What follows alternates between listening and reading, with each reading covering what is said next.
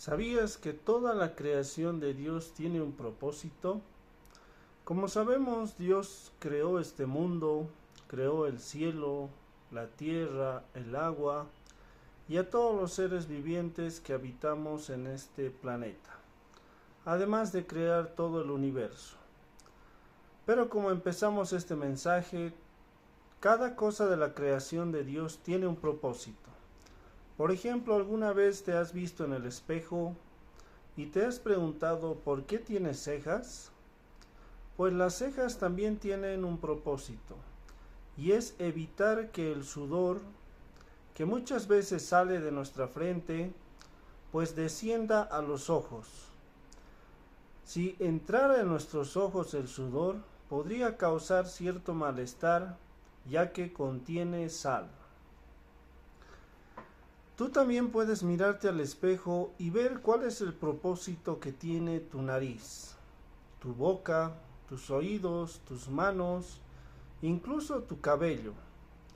Porque si no tuvieras cabello, pues cuando estés caminando en las calles el sol te afectaría más que a una persona que sí cuenta con cabello.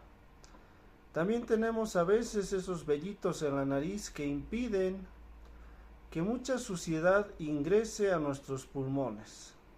Y así podríamos ir describiendo los propósitos de cada uno de los miembros que tiene nuestro cuerpo.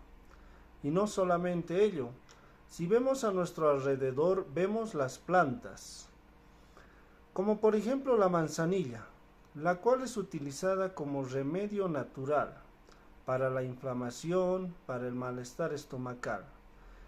Ahí podemos darnos cuenta que cada planta de este mundo, cada flor, tiene también su propósito, su razón de ser. Tiene un diseño específico y también nos podemos dar cuenta de lo perfecto de la creación al ver a los animales, los cuales también cumplen un propósito, un rol en este mundo. Si tú quieres saber más de ese tema, pues puedes investigar en internet, en los libros, el propósito de algún animal o de alguna planta que te llame la atención y de seguro quedarás sorprendido o sorprendida. En resumen, todo en esta creación tiene un propósito. ¿Alguna vez te has preguntado cuál es tu propósito? Si tú quieres descubrir tu propósito, pues debes empezar a darte cuenta para qué fuiste diseñado. Porque no es lo mismo diseñar un inmueble para que sea un restaurante o para que sea un hospital. Si tú estás pensando construir en un terreno un restaurante, pues de seguro querrás tener una sala amplia donde puedas ingresar muchas mesas, muchas sillas, tal vez sillones, e incluso un parque infantil para que los niños puedan divertirse. Pero si tú quieres crear un hospital, el diseño será totalmente distinto. No necesitarás una gran sala de espera. En vez de ello, necesitarás dormitorios donde la gente puede estar internada. También necesitarás salas quirúrgicas, tal vez un ambiente para farmacia, otro para desinfección y un ambiente pequeño para una sala de espera. Ahí nos damos cuenta cómo el diseño varía entre una persona y otra según el propósito que tenga. Y es tu tarea empezar a descubrir primeramente tu diseño, tus dones, tus talentos, tus fortalezas, tus debilidades, para que luego puedas encontrar tu propósito. Debemos tener mucho cuidado en no ser como Jonás, que hizo lo contrario al propósito que Dios le había dado. Y este es el mensaje que queremos transmitir hoy, para lo cual vamos a estar leyendo el libro de Jonás, el capítulo 1, versículos del 1 en adelante. La palabra de Dios nos dice: vino palabra de Jehová a Jonás, hijo de Amitai, diciendo: levántate y ve a Nínive, aquella gran ciudad, y pregona contra ella, porque ha subido su maldad delante de mí. Y Jonás se levantó para huir de la presencia de Jehová a Tarsis, y descendió a Jope, y halló una nave que partía para Tarsis, y pagando su pasaje entró en ella para irse con ellos a Tarsis, lejos de la presencia de Jehová. Aquí podemos ver que Dios estaba llamando a Jonás como profeta. Seguramente lo diseñó con una capacidad de poder hablar en público. Seguramente le puso una gran voz para que muchas personas puedan escucharlo, un tono elevado, porque recordemos que en esa época no había parlantes, no había micrófonos, y él tenía que ir a una ciudad a decir que si no se arrepentían su fin iba a llegar. Pero Jonás tenía miedo de ese propósito, no quería cumplirlo y decidió hacer todo lo contrario a lo que Dios quería. Jonás decidió, en vez de ir a Nínive, donde debía predicar, donde debía ser profeta, decidió irse a Tarsis y así escapar de la presencia de Dios. En el versículo 4 la historia continúa y nos dice: pero Jehová hizo levantar un gran viento en el mar, y hubo en el mar una tempestad tan grande que se pensó que se partía la nave.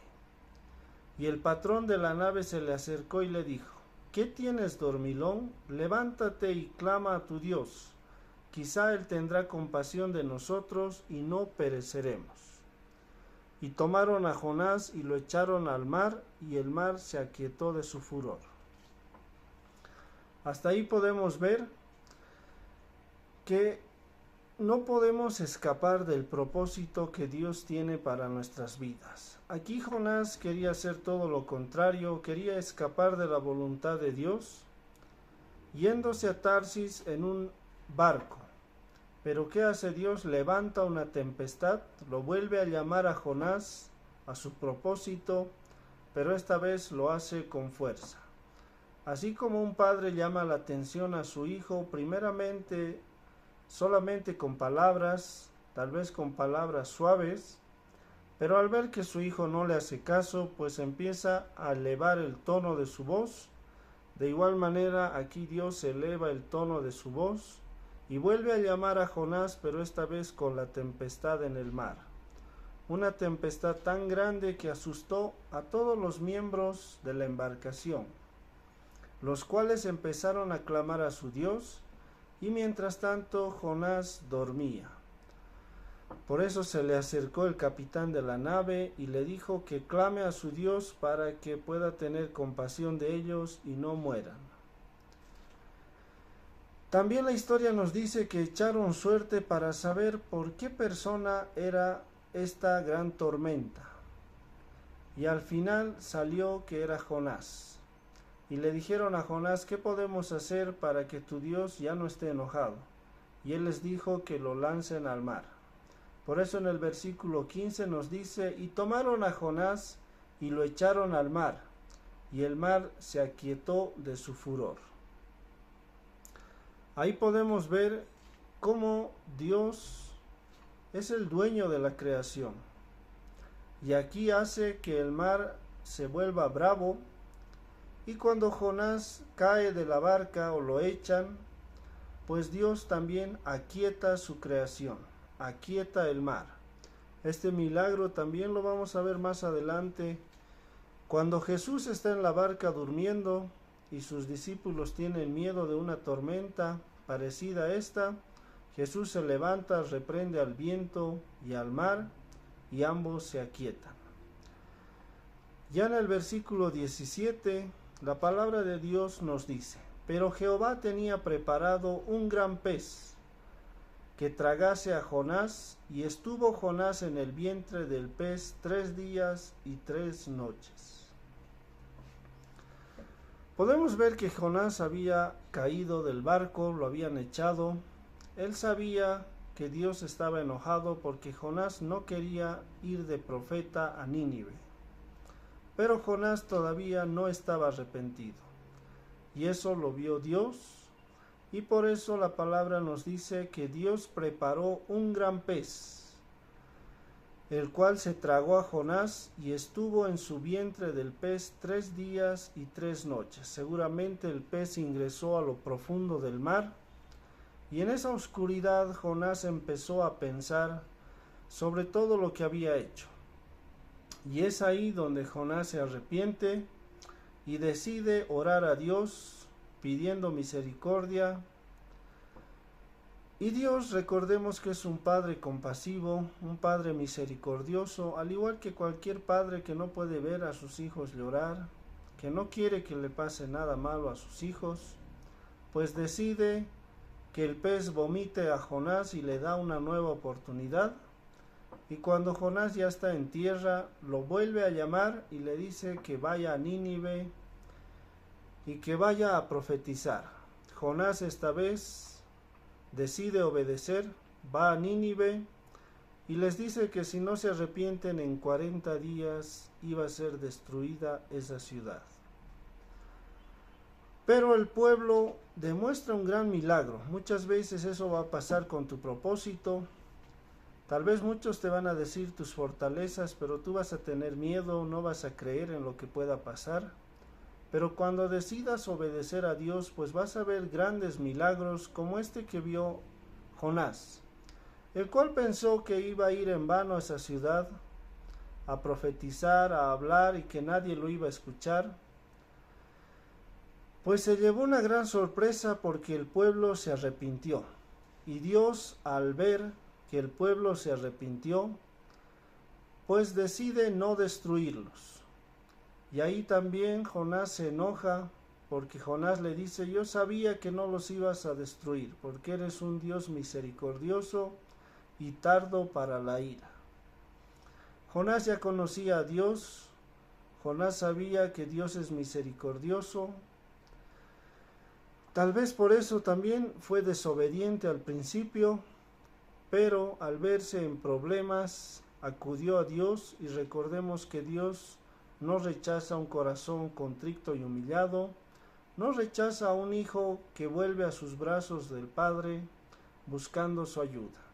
Esperamos que este mensaje te sirva para que empieces a darte cuenta cómo fuiste diseñado por Dios, cuáles son tus dones, tus talentos, tus fortalezas, tus debilidades, y así puedas encontrar el propósito que tienes en este mundo y lo desarrolles como un día Dios lo soñó.